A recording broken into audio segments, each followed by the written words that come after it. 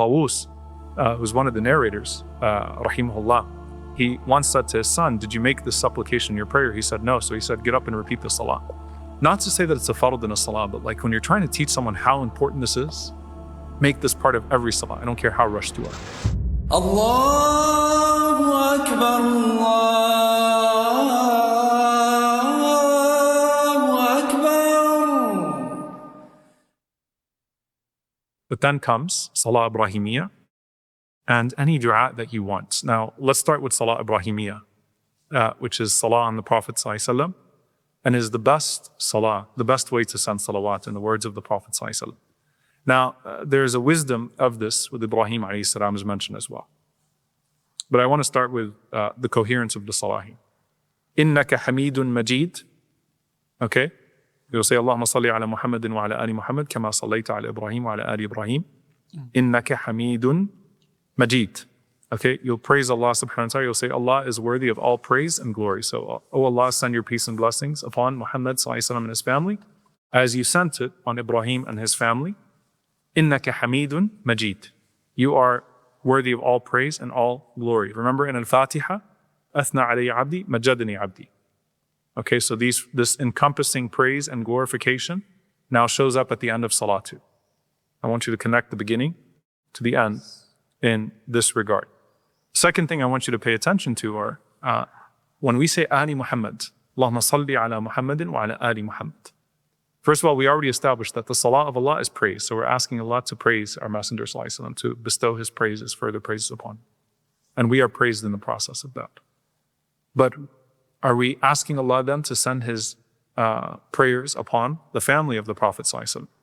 So if this meaning is speaking about Ahlul Bayt, it fits the people of the household. The Prophet ﷺ said in an authentic hadith, أحب الله لما يفذوكم من نعمه وحبوني بحب الله وأحب أهل بيتي لحبي. He said, sallallahu alaihi wasallam, love Allah for what he provides you of his blessings, and love me due to the love of Allah, and love the people of my house due to the love of me. And so we love the family of the Prophet sallallahu alaihi wasallam because of the love of the Prophet sallallahu alaihi wasallam, and we love the Prophet sallallahu alaihi wasallam because of the love of Allah azza wa jalla. So that love is a very specific type of love and reverence that we have, and it has to exist in the heart of the believer. Some of the scholars, they expanded the meaning of Ali Muhammad in this regard to include the believers as well, al-muttaqeen, and those that follow, because the Prophet ﷺ mentioned that the closest people to me are al-muttaqeen, are the pious ones, wherever they are and whenever they arise, whoever they are, right? So that it transcends that love of the Prophet ﷺ, hum ahbabi, that they are my brothers, they are my loved ones. May Allah subhanahu wa ta'ala make us amongst them who believe in the Prophet ﷺ, even though they never have seen him. May Allah azza wa jalla make us amongst them. Allahumma ameen. Now, as far as the inclusion of Ibrahim alayhi salam, there's a coherence part to it, and then there is an expansion part of it when you look at the person of Ibrahim alayhi salam. The cohesion part of it is Allah azza wa jalla mentioned, Rahmatullahi wa barakatuhu alaykum ahl al-bayt innahu hamidun majid.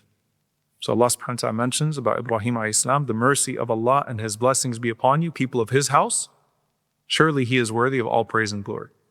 So some of the scholars say that the inclusion of Kama sallayta ala Ibrahim wa ala ali Ibrahim, that this beautiful praise that you bestowed upon Ibrahim alayhi salam and his family, let it be bestowed upon Muhammad sallallahu alaihi wasallam and his family or his people as well. So there's the cohesion part, but then there's something to expand from this. Think about the centrality of Ibrahim alayhi salam in the religion. The centrality of Ibrahim, who wanted salah established, and now here he is, he's a part of us establishing our salah, is sending peace upon Ibrahim alayhi salam. He's in a barren desert saying, Rabbana liyuqimu salah. Let my descendants establish the prayer. And now here we are, the descendants or the followers of his greatest descendant being Muhammad sallallahu alaihi wasallam, and we're sending salah upon Ibrahim alayhi salam. And so there's that beautiful connection that we have with Ibrahim alayhi salam. He is central to our Hajj, one pillar of Islam. He is central to our salah as well in this regard. May Allah subhanahu wa ta'ala send his peace and blessings upon him and allow us all to be joined together with those who Allah Azza wa Jal is pleased with. Alladina an'ama Allahu alayhim. And certainly Ibrahim alayhi salam is Abu al-Anbiya, the father of the prophets, and he is amongst those, the highest of those that Allah subhanahu wa ta'ala is pleased with. Then you can ask Allah subhanahu wa ta'ala for the best du'as for yourself. Now, generally speaking, the du'as for talab, how do you divide the du'as before the taslim and the du'as after taslim? Because you're going to make du'as and dhikr before you say Assalamu alaikum and then after you say Assalamu alaikum. Generally speaking, it appears that the du'as for talab, the du'as for asking, are to be taken before the taslim. Ask Allah for all of your hawa'ij, as Ibn Mas'ud radiallahu anhu said, for all of your needs at that point. Carry it with you to the end of your salah. And the end of your salah, there's a very special period after you've praised Allah and you've sent salawat. That's the best time to ask Allah for anything. In general, with your du'a, hamd and salawat go into your du'a. So ask Allah subhanahu wa ta'ala at that point. And then after taslim, the narrations tend to suggest adhkar, remembrances, more so than talab. Even though, of course, you can make du'a for talab as well after the taslim. There's no problem with it at all. It's just about what's the best time to praise Allah subhanahu wa ta'ala and to do so. So for example, when the Prophet ﷺ said to Mu'adh bin Jabal radiallahu anhu, Ya Mu'adh, I love you. And don't forget to say at the end of every salah, Allahumma a'inni ala dhikrika wa shukrika wa husna ibadatik. Oh Allah, enable me to properly remember you, to properly thank you, and to worship you with excellence. You're asking Allah to enable you. Is this before the taslim or after the taslim? Some of the scholars, and I believe this is the more correct opinion, say this is before the taslim, because the du'a of talab, it's du'a of asking. So you actually would make this du'a before you say Assalamu alaikum, right? So take any du'as that you want at that time. But you'll notice that what the Prophet ﷺ would do, and it again connects the end of the salah to the beginning of the salah, is he used this time for isti'adah, seeking refuge in Allah from very specific things. In the beginning of the salah, the Prophet ﷺ sought refuge in Allah from who? Shaitan. At the end of the salah, so many of the companions have narrated this. There's so much tawatur. There are multiple narrations of the Prophet ﷺ seeking refuge in Allah from what? He would say, and he would teach the companions not to rise from their salah until they would say, Allahumma inni a'udhu bika min adhabi jahannam wa a'udhu bika min adhab al-qabr wa a'udhu bika min fitnat al-masih al-dajjal wa a'udhu bika min fitnat al-mahya wal-mamat. There are multiple narrations that sound very similar in this regard, but the concepts are the same. So you would seek refuge from Allah subhanahu wa ta'ala from a'udhu bika min fitnat al-nar, aw fitnat jahannam, right? Aw min adhab al-nar, from the punishment of the fire. So you'd seek refuge in Allah from the fire. Then he'd seek refuge in Allah from the grave, the punishment of the grave. Qabr. Then he'd seek refuge in Allah from ad-Dajjal. Okay, Masih ad-Dajjal. The greatest fitna on earth is ad-Dajjal, right? Then, and it really makes you think about, like, this is 1400 years ago. We are objectively closer to the time of Dajjal, and you live in Dajjal at times. So how much should we be making dua for Allah to protect us from the Dajjal, right?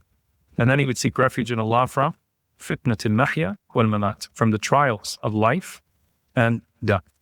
And there are other narrations too, but subhanAllah, I actually want to say here that Tawus, who's one of the narrators, rahimahullah, he once said to his son, did you make this supplication in your prayer? He said, no. So he said, get up and repeat the salah.